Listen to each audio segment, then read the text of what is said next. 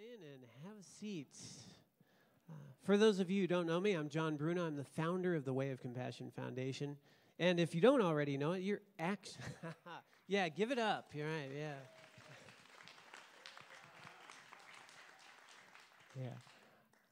So for those of you who may not be aware, just because you're coming to service, you're actually part of Compassion Fest. Compassion Fest has been here all weekend. There's been a weekend of activities celebrating compassion in action. And the theme this year is compassion is a verb, an activity, things that we do. Today, we are having the great fortune of having this event co-sponsored by Two Rivers Unitarian Universalists. So thank you so much.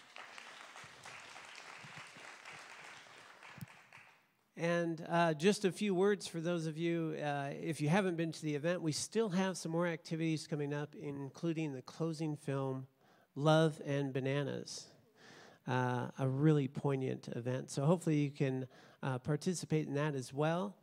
After the panel discussion today, we will also have refreshments as usual. And for those of you coming to the event for the first time, there'll be refreshments out in the Callaway room. So please make sure to socialize and spend some time. All the donations, all the activities of this weekend go to the Compassion Fest. We're already planning for next year. It's been an incredible success. So please, thank you all for all that you've done to make this such an amazing event. And to get our event started, we're actually going to have a little bit of music. And we'll invite Sophia to take over at this moment, and then I'll pick it back up. All right, so we're going to sing a song together, and some of you from True have maybe heard this song already. It's a two-part round, and Aaron is going to help me out here also. So we're going to learn both parts together, and then we're going to split into two groups and give it a try. So the first part... the first part goes like this. Finding my way, finding my way, finding my way, finding my way, finding my way, finding my way back home. Finding my way, finding my way, finding my way, finding my way, finding my way, finding my way back home. Let's do that again. Finding my way, finding my way, finding my way, finding my way, finding my way, finding my way back home. Finding my way, finding my way, finding my way, finding my way, finding my way, finding my way back home. Nice. And the other part is a little more challenging. Goes like this. Oh, river, I hear you, feel you calling me.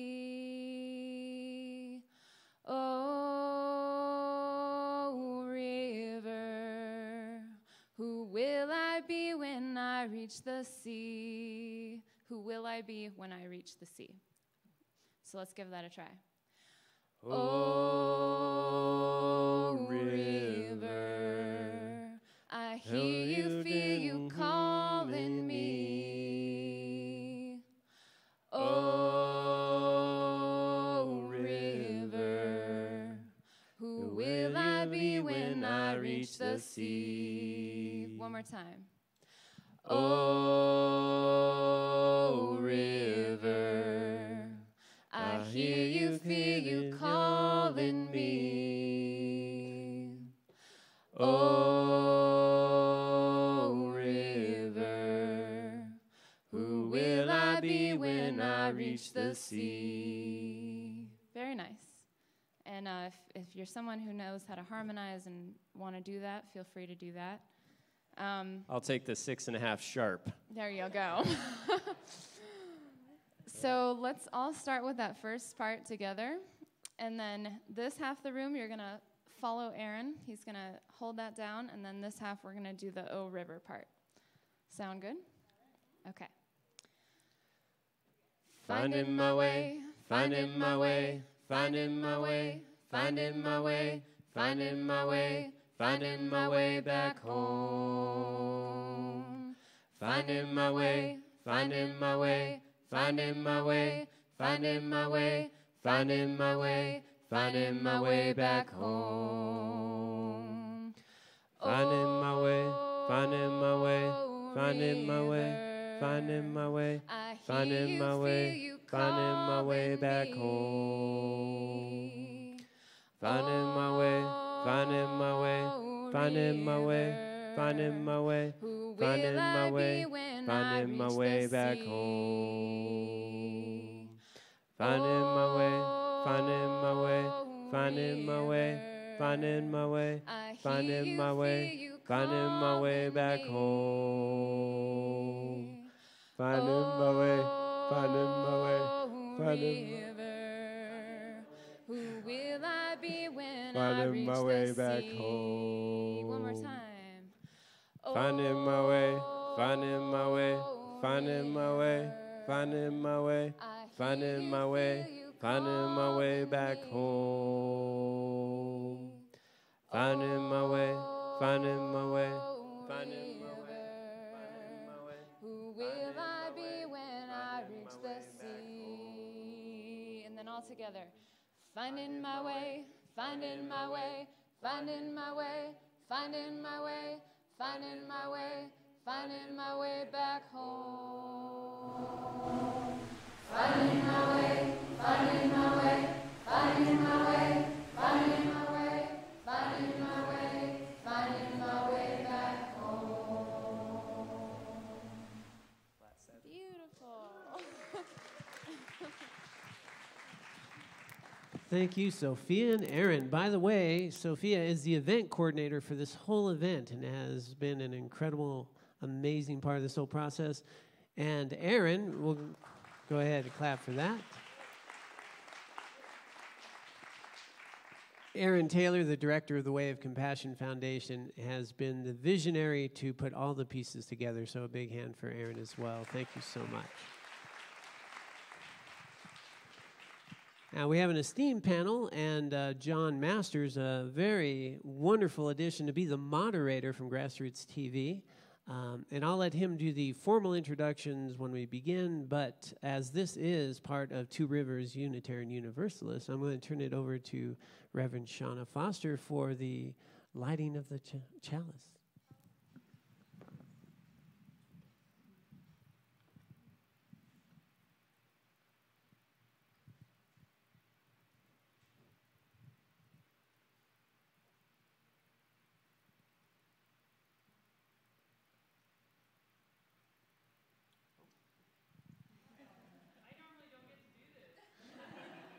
And rumor has it there's a bunch of fans on.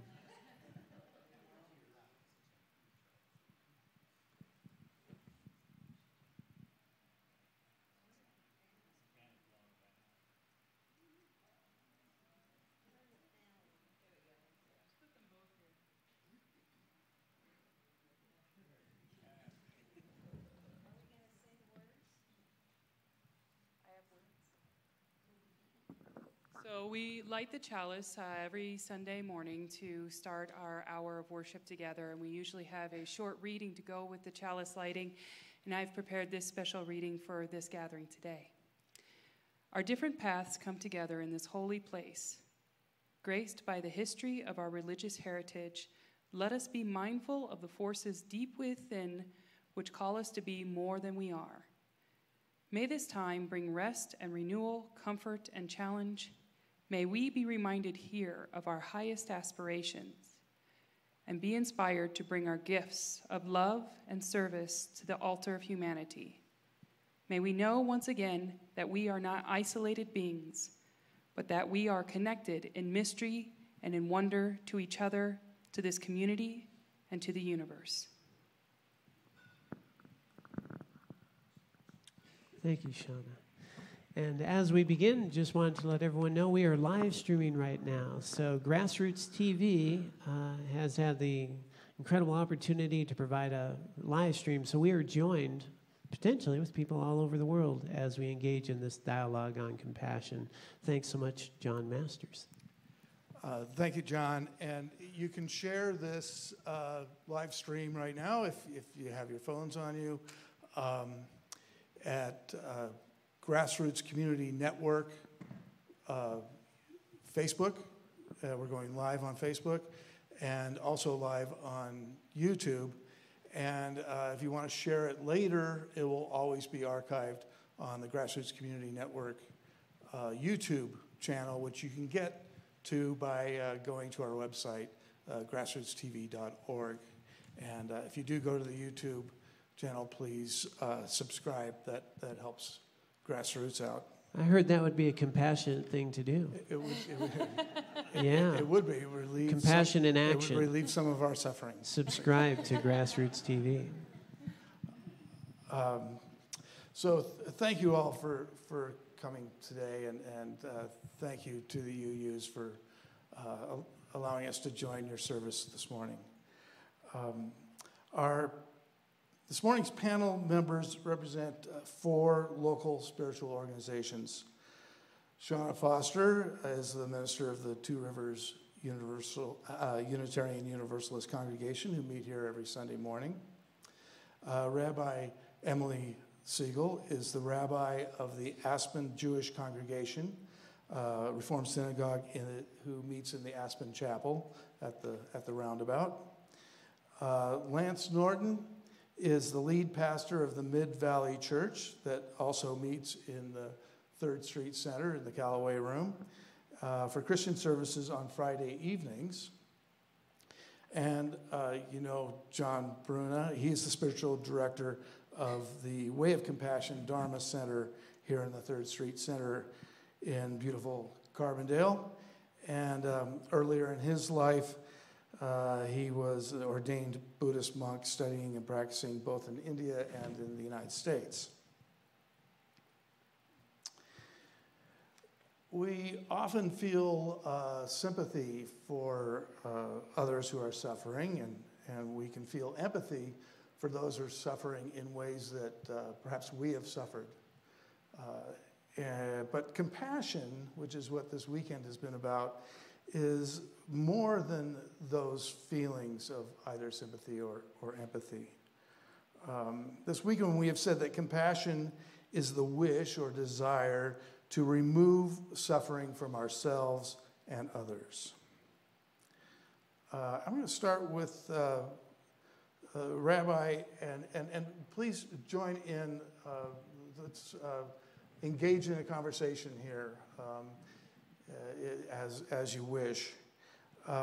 Rabbi, how is compassion related to sympathy and empathy? Some think that they are being compassionate when they're just being empathetic. So I would say that from the perspective of Judaism, the word for compassion in Hebrew is rachamim. And Hebrew is organized on 3-letter roots, and the root of that is rechem, which is Hebrew for womb. So rachamim, compassion, comes from this maternal, parental relatedness. So while I think it's certainly, from the Jewish perspective, related to empathy, related to sympathy, it is action spurred by that sense of deep connection, which, God willing, should be with everyone, not just with those who we identify with, sympathize with, empathize with initially. So I think that all of these things are so interrelated that to tease them out is interesting, but I think the core is this deep connectedness to all other people.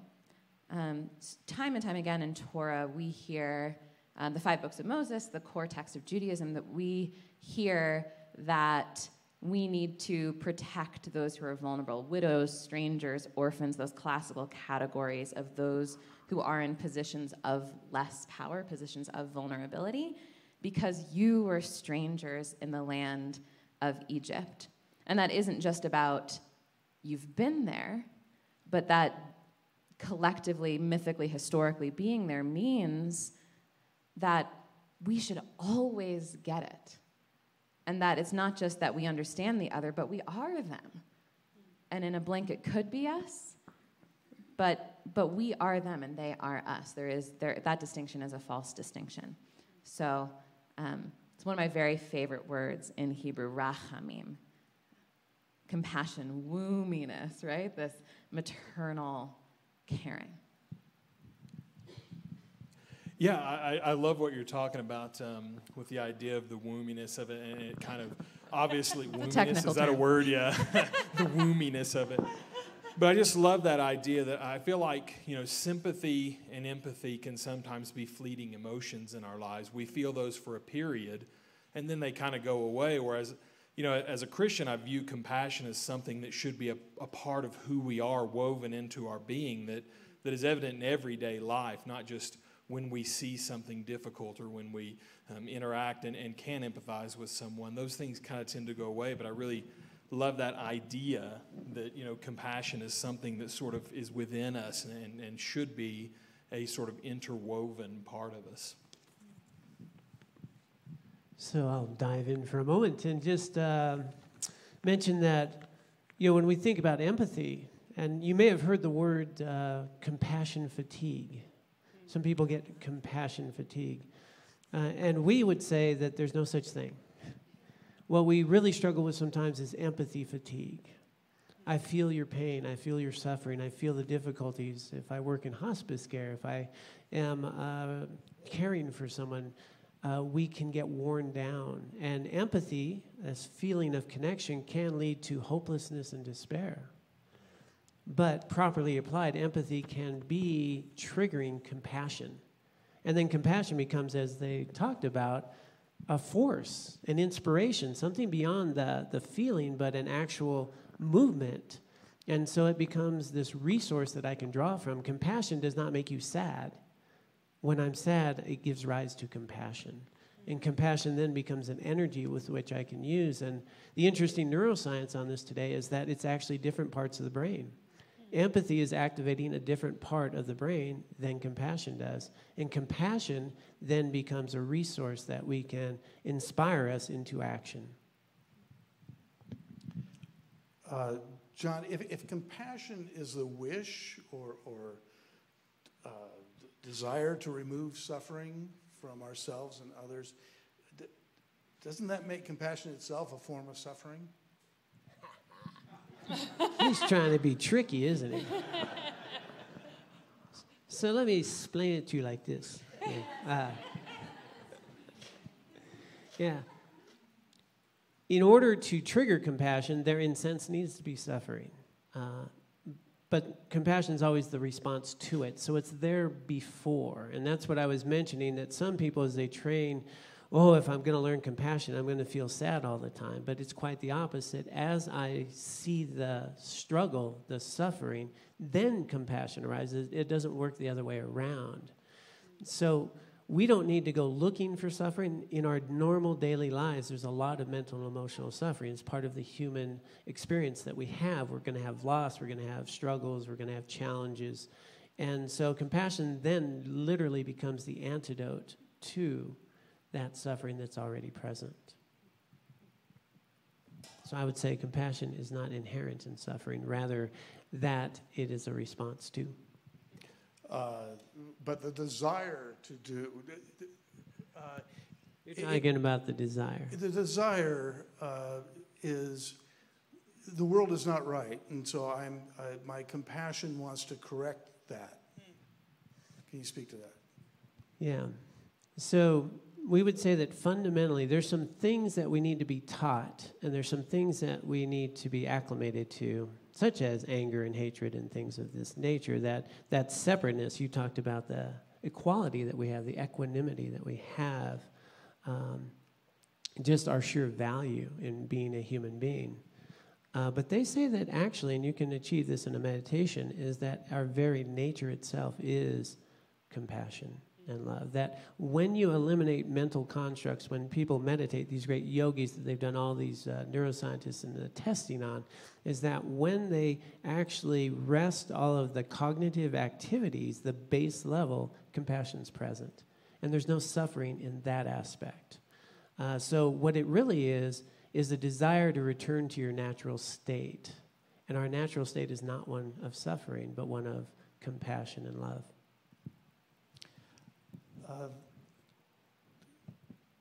I'll start, Shauna. Do you find in your ministry or just in life that some people seem to naturally be more compassionate or more sort of the way some people are are naturally better at math? Is it difficult? Is it difficult for some people to be compassionate? No, I agree with John that I feel like biologically it's shown that most of us are oriented towards compassion. And I think that the way that you are formed in life tells you how you should act with compassion, or whether you should believe in the illusion that you are separate from other people and you should cut off compassion that you feel towards other people. So Unitarian Universalist theology actually believes that people are born without sin. That's the Unitarian part of us. So we actually theologically believe that most people are born inherently good and inherently compassionate towards other people. And I think that the compassion is what Emily says is it's withheld from other people, or what John says is the suffering that comes off of the separateness, and it's sort of like a scarcity mindset that says, well, we only have this much and there is no more. I mentally only have this much that I can give to other people, and if I listen to the news, I won't have enough to talk to my mom tonight. And that's not true. If you are courageous enough to try, you can listen to the news and your mother and everything all at the same time. It's when you lean into the compassion, you will be surprised how big your heart is and how much it just continues to grow. But there's a lot of things that we have to do, and spiritual practices, I think, really help with addressing that basic fear that I'm not enough, I don't have enough, there isn't enough. And once that fear is overcome, the compassion is endless. Right. To emphasize that, I think that there's a lot in what you're saying that I identify with, and from a Jewish perspective, also is really well aligned. Compassion's not a zero-sum game, right? There's not a limited supply that we have to ration off, exactly.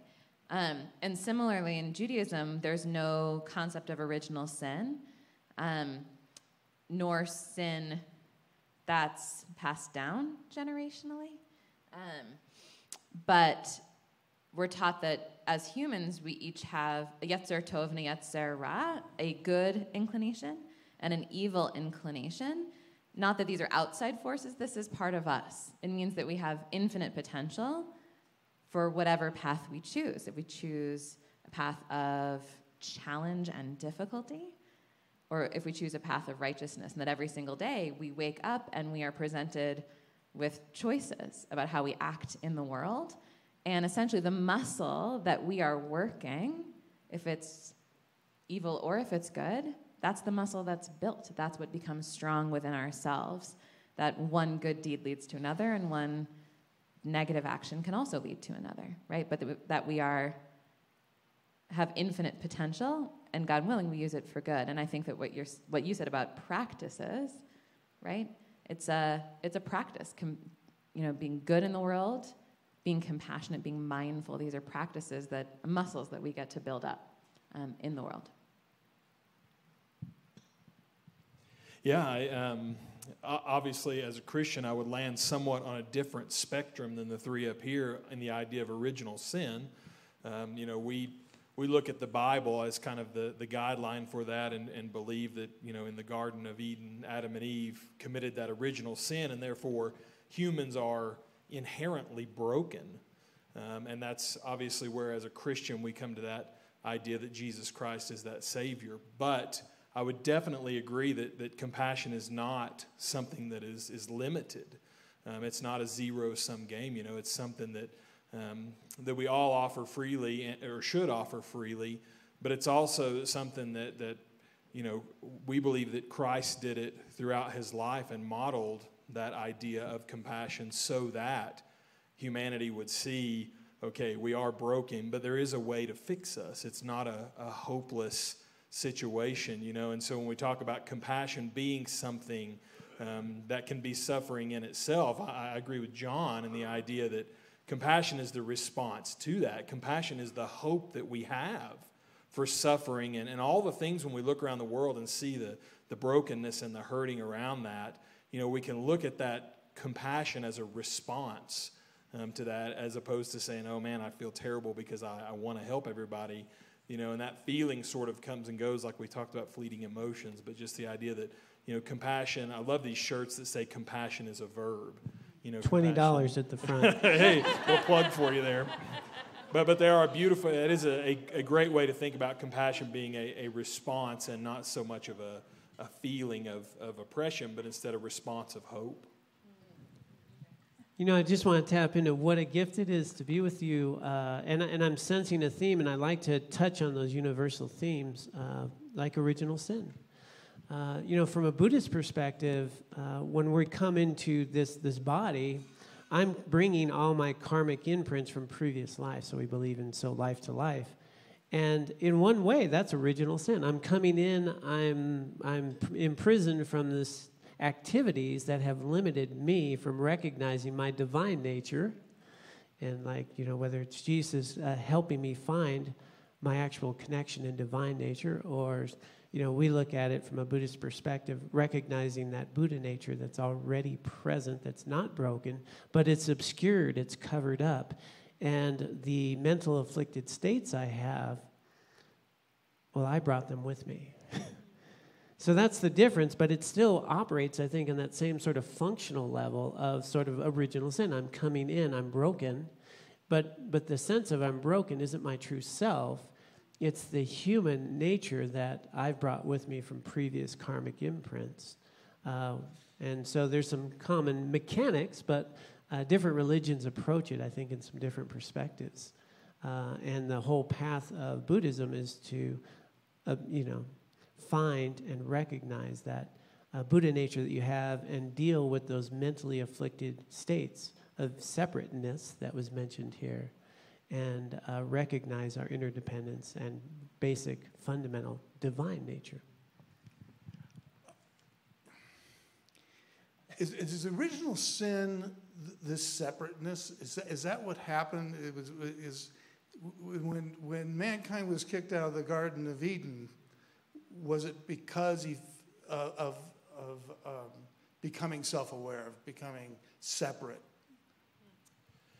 Yeah, I mean, so in the Christian tradition, we would look at it and say that man was created in divine nature, created to have a perfect relationship with God and to live in immortality. I mean, to live forever with God, and through man. And obviously the idea that Satan came in, an outside force, was present and convinced man to eat from this tree of knowledge of good and evil, because there was, according to the Christian tradition, there was no suffering in the world before this original sin took place, and they were aware of that. So I wouldn't say it was they became self-aware. It was rebellion, and it was a direct choice to say, okay, we know what God wants for us, and we know what we believe the plan is, but we're going to choose to do the thing that is sometimes self-destructive. And I think that's evident. We see it every day. Of course, you can't always watch the news, right? Because it'll make you depressed and feel terrible. But we do see that self-destructive tendency in humanity. There's many, many times that we do things that we know are not good for us. I mean, we know that we should eat healthy. We know what we should be eating. But sometimes when that piece of cake is sitting there, I'm going to grab that piece of cake instead of those carrots, right? I know it's bad for me, right? But I like the cake better. And so that idea that humanity is in constant rebellion and not always doing what is best for us, I think is where original sin came in. And not so much the self-awareness of it, but just the idea that we chose rebellion at that point. It's interesting because... this is a little bit of a silly aside, that there's the tree of eternal life and the tree of the knowledge of good and evil. And if I were there, maybe eternal life would be the one. right, that you take a bite of and not the knowledge of good and evil. So from a Jewish perspective, it's not that there wasn't sin in the Garden of Eden. Of course, from a progressive Jewish perspective, it's all what the story is supposed to teach us, not to take it literally, historically, as a thing that actually happened, but what lesson are we supposed to draw from it, right? But that with knowledge, it was self-knowledge of vulnerability, of our ability to be good or to be evil, the knowledge of our ability to have free will in the world. That was eye-opening, right? And there's a phrase that the rabbis of old used, that all is known and yet free will is given, right? That God isn't the puppeteer pulling the strings of what humans do in the world, but God knows us and knows how we act in the world. And if you put a tree of the knowledge of good and evil and you say, don't touch that big red button, don't take a bite from that tree, what's going to happen? We're going to take a bite from that and our eyes will be opened. So was there sin? Yes, but that was the start of everything we know, the complicated, messy, beautiful thing that is this world and is this life. In Judaism, there are actually many explanations for how the world was created, and there's one that actually I was reminded of when we're talking about brokenness in the world. Kabbalah is Jewish mysticism, and mysticism is one of those big words, right? But basically, practically in any religion, it means this practices we go through to try to decrease the distance between ourselves and the divine, right? Decreasing that distance between us and the divine. And so, like basically every religion, we have Kabbalah, mysticism, and it's incredibly fascinating and complex, but there's a story of how the world was created that I think is the one I most identify with among Judaism's explanations of the world. And it is that before the world was created, everything was God. God was everything, absolutely infinite, nothing else other than God. And in order to create the world, God had to make space for the world, and God did tzimtzum, contraction. God contracted God's self, made God's self smaller. But that action was so powerful that the vessels that were part of God, that contained the light and the goodness of the universe, were shattered in that tzimtzum, in that contraction. And in that moment, at the very same moment space for humanity was created, brokenness entered the world. The light scattered. And our role as humans is to be partners with God in gathering together the light and healing the vessels. That we're partners with God in the healing of the world and of the universe, and that's our sacred role. And so when I think about also how powerful does that make us, right? So when I think about brokenness in the world, when I think about compassion, compassion is inextricable with that process of healing the world. That's the sacred action that we have to take on to create healing and goodness and compassion. You want to tie all that together? I mean, I really like, there's a consistent theme in the things that you're saying, in that the compassion is the wombing and the creation story of God at the same time. And how the separateness that we have, the brokenness that we feel is actually a part of creation. And so how can we be who we are without those broken parts too? It is also a part of us, and compassion is a way to respond to that. That's all I'm going to say. Thank you for that great discussion. Let's move on to giving us an example of how your organization practices compassion in action.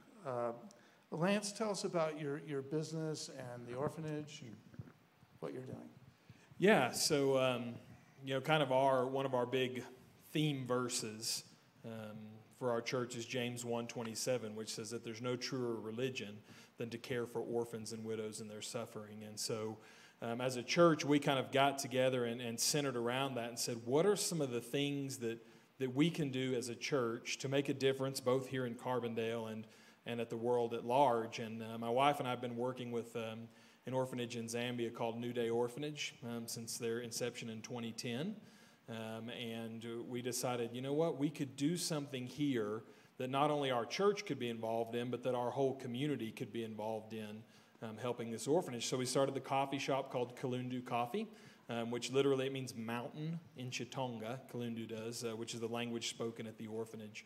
And all of our profits go to benefit the orphanage, and it's set up in a way that the money that goes to them they can use for whatever they need, and it's often aimed at compassion type of projects. So generally they have enough finances coming in to sponsor the children that are at the orphanage. But in all of the surrounding villages where there is a continuous need for compassion, you know, sometimes if they have a drought year, there's very much a danger of starvation in the area. And so they'll provide food. They've set up a maize, a corn grinding mill that everyone from the area can come and use together. They're drilling wells on other people's properties that are community wells. So things like that, that money that we send from here ends up going to work on these sort of compassion type of projects, not just inside of New Day Orphanage, but in all the local areas surrounding. Emily? So there are a number of ways that I would say that our organization practices compassion. Tikkun Olam, which means healing the world, comes from that same Kabbalistic creation story, is a big part of our organization, both in terms of direct service, interaction with the homeless. We co-hosted the homeless shelter in Aspen this past winter when its typical location was under construction, as well as advocacy work that we're working on stepping into organizationally, joining together with True and the Sanctuary Coalition, and really living out our values in that way, which the situation in our country, I think, seems to call more and more for. And, you know, I think a lot about what we do with our kids. We have kids in our Hebrew school coming up through bar mitzvah and beyond, and a big part of what we teach them in our school is about those Jewish values, which are the basis for compassionate action. And as they come through bar mitzvah, which is the entry point into technical Jewish adulthood, though they're clearly not adults at 13 years old, we ask them to do a Tikkun Olam project based on their own interests and what the things they care about in the world, to take on a project through 6 months or a year before they come bar bat mitzvah of social action, charity work, volunteer work in the world, sort of as a trial ground for the Jewish adults that they're becoming and the way they're going to live in the world. So lots of things that we do. Though we don't have a cool coffee project like yours for an orphanage. That's really cool. Do you have examples of what the young adults are doing? There's a young woman, she had, I think about 6 years ago, her 17-month-old brother passed away unexpectedly. And so she's currently raising money for SUDC, which is Sudden Unexplained Death in Childhood organization, to help find causes. So clearly something that's very important to her family. They've channeled that grief into this compassionate action of raising money for this cause, helping families going through the same. One young man, his parents are pediatricians, and he, as a young child, loved helicopters, and was so excited to see hospital helicopters go by, but then realized what that meant. And so he created a project where a bear or a stuffed animal with a recording device in it is given to a child before they go on a hospital transport helicopter that their parents can record a message on to give them comfort while they're on that helicopter ride. And raised money by himself to fund that project through the hospital. So it's really, every single kid chooses something different, and we talk about what they care about and their experiences, and it moves them to a project. It's beautiful. Jana,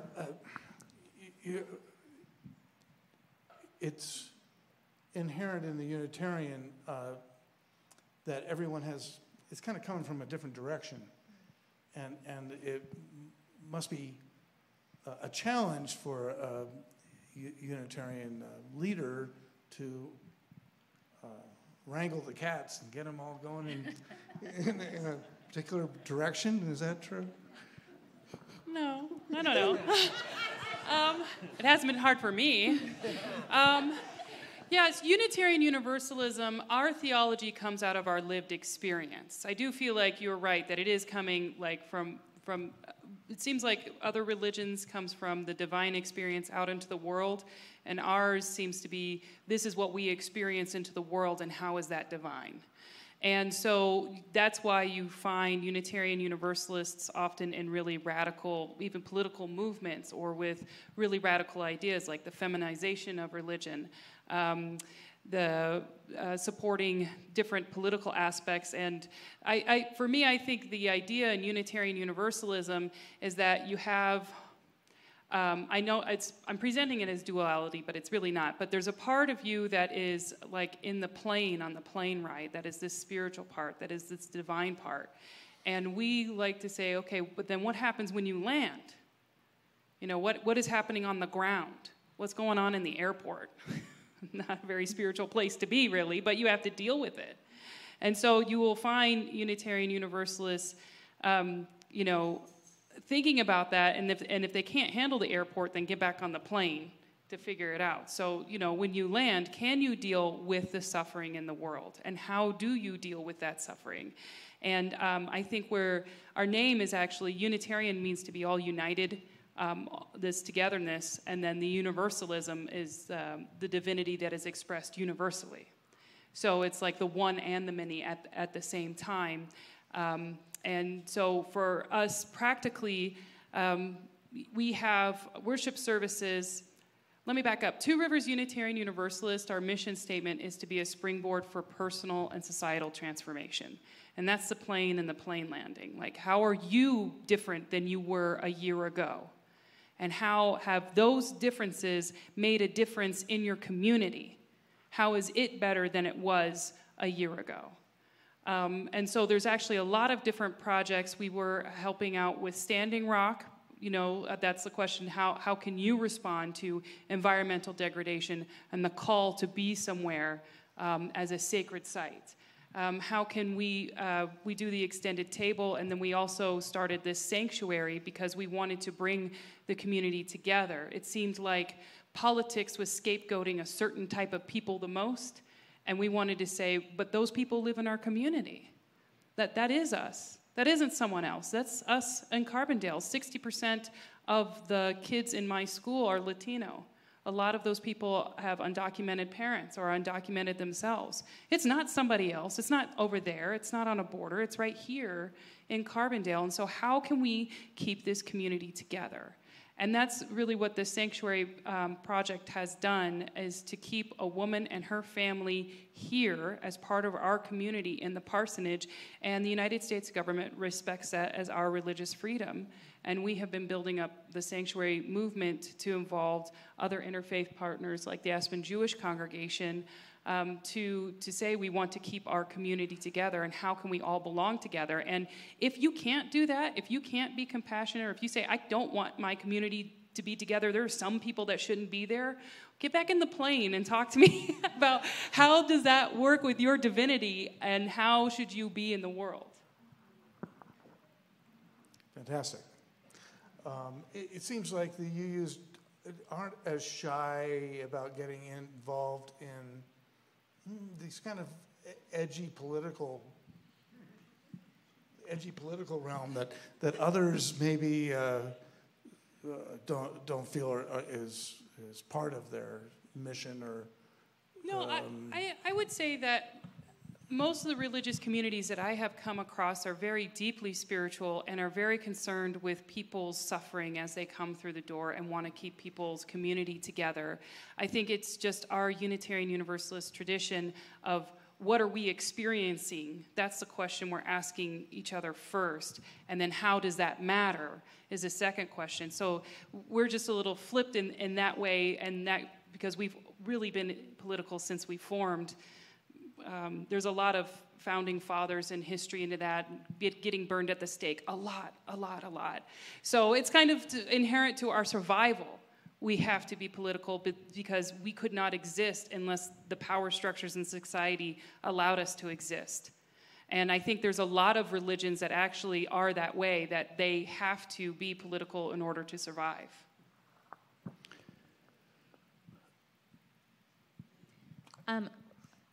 The one thing I'll say in terms of religion and politics is, I think, I'll say that if I venture into the political, I think if many clergy do, then we have to be careful because it's such a divided time. And I think we want to make sure that we're not creating greater division, and yet we're speaking to, it's like, Rabbi, don't talk about politics, but be current and relevant. Well, but there's so few places now, it seems, where we can be in community with people who have deeply held beliefs that are quite different than our own on things we care about deeply. And so I think one of the things I believe we're called to, any of us in spiritual community, is to strive toward that connection rather than division. Doesn't mean agreeing all the time. Right? In fact, if we're going to talk about things that are really, really important in this world, we're not going to agree all the time, right? And we have to be able to sit with that and be comfortable with that together. But when people say to me, and it happens occasionally, that Judaism wasn't supposed to be political, I say, talk to me about a downtrodden servant-slave class who stood up to the Pharaoh and overthrew him and left to create a better society. If that's not political. But I think it's about, in spiritual community, how are we present, really present with each other, in real relationship with each other, regardless of whether we agree on everything that's important to us.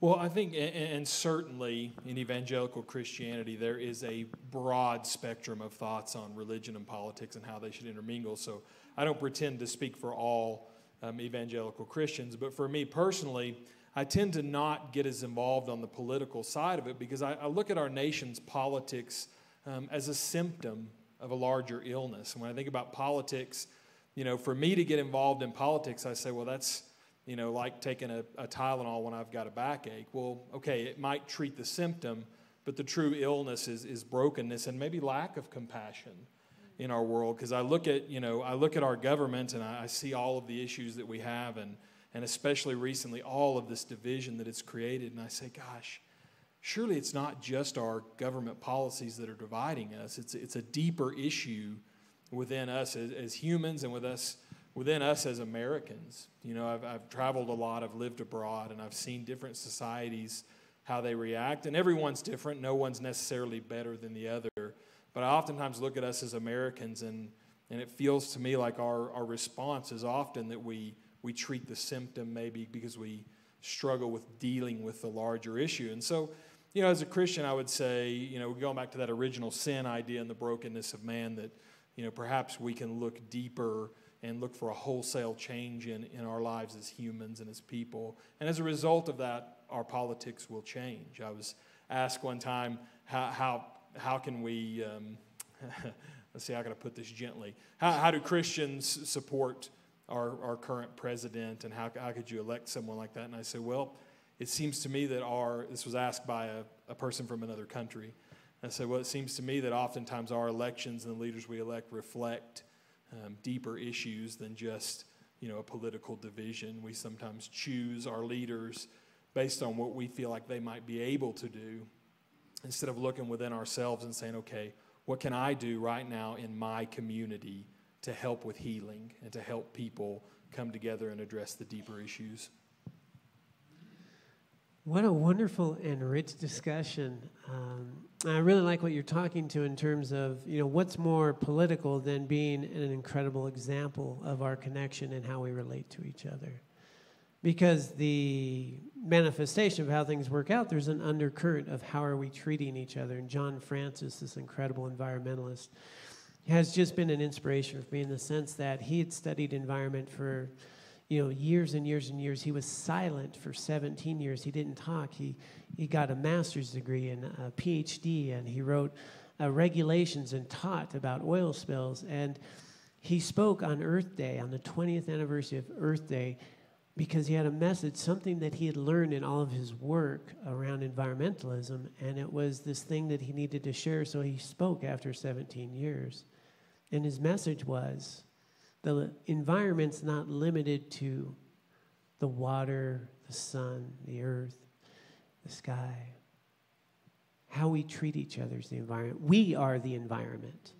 And if we're going to change the environment, we need to change how we treat each other, because we collectively are the creation of the environment. And if you want to make real substantial change, we need to change how we relate to each other. We need to fix the core root of the problem, which is sometimes we will think us and them. And we'll stick a label on someone. They're a Republican. Well, all Republicans are like that.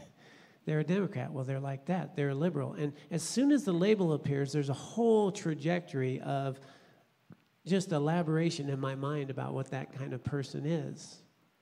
And I don't even know them. I don't know what tragedies they've had. I don't know that they volunteer at the school. I don't know any of those things. I stick a label, and they're that. One of the common things is when you see a bumper sticker, right? That bumper sticker being the exact opposite of whatever it is you believe in, instantly someone pull up with that bumper sticker, oh my God. What are they thinking? Those people are sucking up my air. I don't even like this person. I don't even know if it's their car. Right? But I've elaborated a whole character of a human being by a bumper sticker on a car and a label I put on it. And I totally missed the point, as is being put here, that for every human being we've met, I bet you our values fundamentally, probably 80 to 90% are the same. We probably value friendship. We probably value, that our kids are safe. We probably value, trust and dependability in others. We have these shared values, but based on our orientation, the way we were raised, the experiences we had, whether I was raised in West Virginia or whether I was raised in New York, and the family I was raised in, the way I see the world is going to be a little bit different than the next person. But that doesn't mean we don't share the same values. And so really this idea of compassion is a political action. What is it in me that I can change to have a better connection with you? I just want to say I love what John's talking about here, because I grew up in Oklahoma in the Bible Belt and grew up in a Christian church and never had interaction with a Unitarian or a Jew or a Buddhist, never had it.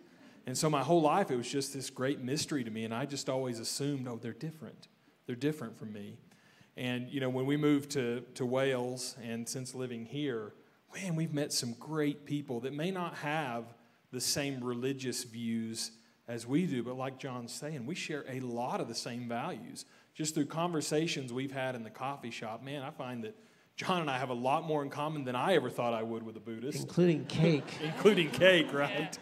But, I just want to, as we talk about compassion and the way that we sort of share that as a group, that free and open exchange of ideas and thoughts and love for one another is really what makes the difference. And it's one of the things that really does make our community unique, is we do have a lot of that here, more so than other places. We're not perfect by any means, right? And we've got issues.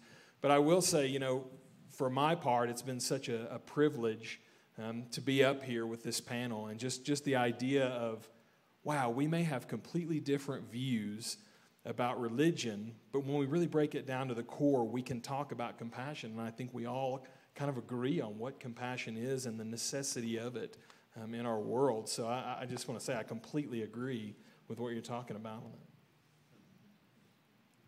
Well, I had another topic, but I think that's a great place to finish today.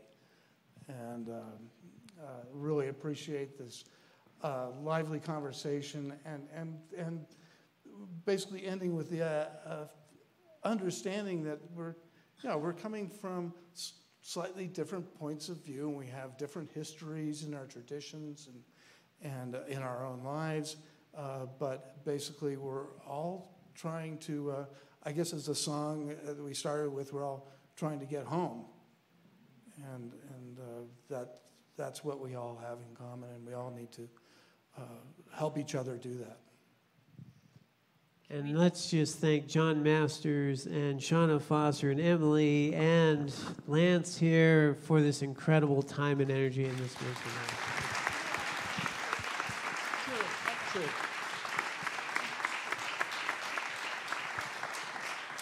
Did you have something else? Why don't we have a final statement if you'd like to? I asked for a final statement because I just wanted to share really important news with the community that this is the 10-month anniversary of Sandra being in sanctuary in a parsonage, and she's going to get to go free.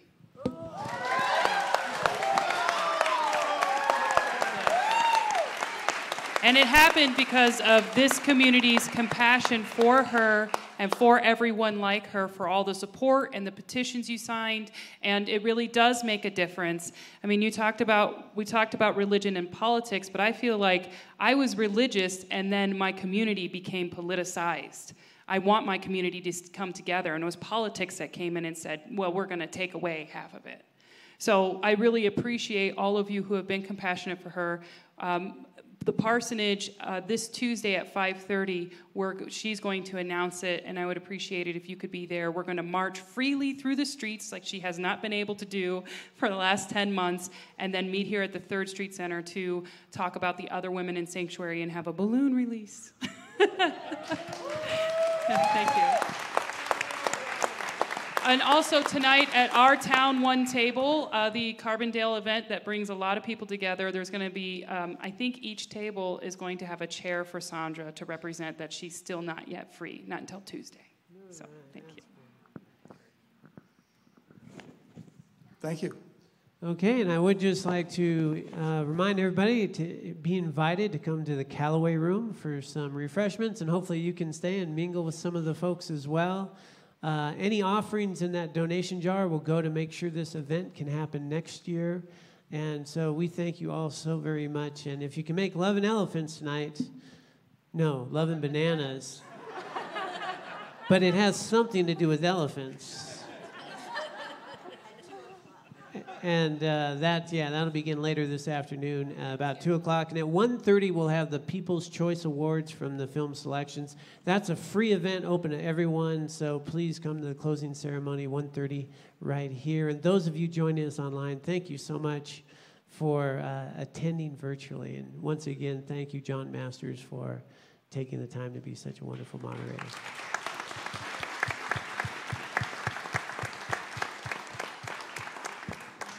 And coffee is compassionate.